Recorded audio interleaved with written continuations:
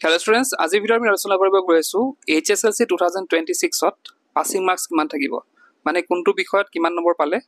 ছাত্ৰ ছাত্ৰীসকলে পাস কৰিব এইখিনি কথা আমি ডিটেইলছত ডিসকাস কৰিম দেন দা ভিডিঅ'টো স্টাৰ্ট কৰো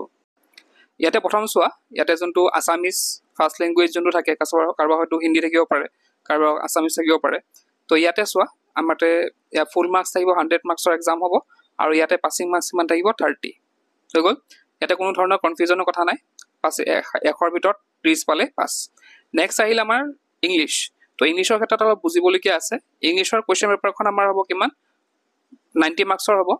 তাৰে চোৱা কিহৰ কাৰণে 90 মাৰ্কস হ'ব তাতে থাকিব ইন্টাৰনেল এসেসমেন্ট থাকিব ইন্টাৰনেল এসেসমেন্ট কিমানৰ থাকিব 10 মাৰ্কসৰ থাকিব তাৰে কিমান পাব লাগিব 3 মাৰ্কস পাব লাগিব চোৱা ইয়াতে 5 মাৰ্কটো কিমান পাব লাগিব 3 মাৰ্কস পাব লাগিব এতিয়া পিছৰ চোৱা পিছৰ সেকশনটো আছে কি অবজেক্টিভ তো অবজেক্টিভ মানে অৰ্থাৎ আমাৰ যোনটো MCQs বুলি কয় সেই অবজেক্টিভ মানে MCQs তো তাৰে কি থাকিব 90 মাৰ্কসৰ ভিতৰত 45 থাকিব কিমান অবজেক্টিভ টাইপ মানে MCQs আহিব তাৰে কিমান পাস কৰিব লাগিব MCQ কিমান পাব লাগিব 13 পাব লাগিব মিনিমাম 13 মার্কস পাব লাগিব 13 আৰু ডেসক্ৰিপটিভ যোনটো লিখাখিনি আছে ৰিটেন খিনিত তাত পাব লাগিব 45 ৰ ভিতৰত 14 পাব লাগিব 14 পাব লাগিব আৰু এনেদৰে তোমালোকৰ টোটাল পাব লাগিব 30 হৈ গ'ল তো ইন্টাৰনেল এসেসমেন্টত 10 মাৰ্কসৰ ভিতৰত 3 MCQ 45 ৰ ভিতৰত 13 পাব লাগিব আৰু ডেসক্ৰিপটিভৰ যোনটো 45 আছে তাৰ ভিতৰত পাব লাগিব 14 তো টোটাল আমাৰ কিমান হ'ব 30 তো ইয়াটো সেম বস্তু কি হয় ম্যাথছটো সেমে হ'ব ঠিক তেনেকৈ সায়েন্সত আৰু সোশ্যাল সায়েন্সতো সেম মেথডে এপ্লিকেবল হ'ব ইংলিশ ম্যাথছ সায়েন্স আৰু সোশ্যাল সায়েন্স এই চাৰিটা সাবজেক্টত কি হ'ব সেম মেথড এপ্লিকেবল হ'ব নেক্সট আছে আমাৰ এডভান্স ম্যাথছ তো এডভান্স ম্যাথছত কি হ'ব পেপাৰখন 90 মাৰ্কসত থাকিব তাৰে 10 মাৰ্কস থাকিব প্ৰ্যাকটিক্যাল আৰু আমাৰ 90 মাৰ্কসৰ থিওৰি পেপাৰখন হ'ব থিওৰি পাব লাগিব কিমান 27 পাব লাগিব তাত যেহেতু MCQs নাথাকে গতিকে 90 ভিতৰত 27 পাব লাগিব এজ এ হোল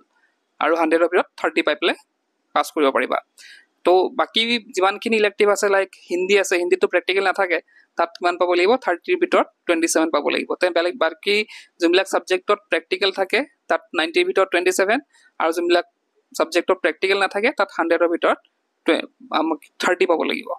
তো এইখিনি আছিল অংক গুটেখিনি আৰু টোটাল তেনেকে পাসিং মার্কস টোটাল কিমান হ'ব 180 টোটাল কিমান হ'ব 180 তো এইখিনি আছিল কিছু মানে পাসিং মেথড তো ইয়াতে তোমাকে হয়তো গম পাইছা মই জাস্ট সাম আপ কৰি দিছো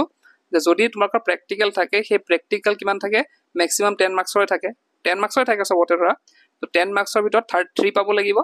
আকৌ 45 ৰ MCQ আহে সেই MCQ কিমান পাব লাগিব 13 পাব লাগিব 13 পাব লাগিব আৰু ডেসক্ৰিপটিভত আমাৰ কিমান থাকিব 45 থাকিব তাৰ 45 কিমান পাব লাগিব আমাৰ 14 পাব লাগিব তো এইখিনি আছিল পাসিং মাৰ্কসৰ অংক তো এইখিনি কথা ভালদৰে বুজি লোৱা এবাৰ ভালকে চোৱা স্ক্ৰিনত মই যোনখিনি বুজাই দিলো সেইখিনি অলপ ভালকে বুজি লোৱা তেতিয়া তোমাকৰ অলপ সুবিধা হ'ব তো এইখিনি আছিল জানাই তোমাকৰ MCQ আহিব HSLC 2026 ত আৰু MCQ পাস কৰিব লাগিব লগতে আমাৰ থিওৰি পাৰ্টটো পাস কৰিব লাগিব তো MCQ তোমালোকে প্ৰিপাৰেচন কৰিবলৈ আমাৰ এপত যাব পাৰা তাত গৈ ক্লাছ 10 ৰ যোনটো আছে তাত সেকশনত গৈ তোমালোকে দেখিবা ইয়াতে প্ৰত্যেকটা সাবজেক্টৰ প্ৰত্যেকটা চেপ্টাৰ ওয়াইজত MCQ দিয়া হৈ আছে আৰু যোনখিনি MCQ দিয়া আছে এইখিনি নতুন প্যাটাৰ্নৰ আৰু লগতে তোমালোকে এইখিনিটো পাবাই লগতে তোমালোকে হৈ যোৱা আমাৰ যোনবিলাক টেষ্ট আছে যোৱাবাৰ যোনবিলাক টেষ্ট হৈ গৈছে সেই টেষ্টৰ ইয়াতে বিভিন্ন ডিস্ট্ৰিক্টৰ ইয়াতে MCQ আছে যোনবিলাকে তোমালোকক একদম কমপ্লিট এটা প্ৰিপাৰেচন কৰাব HSLC 2026 ৰ বাবে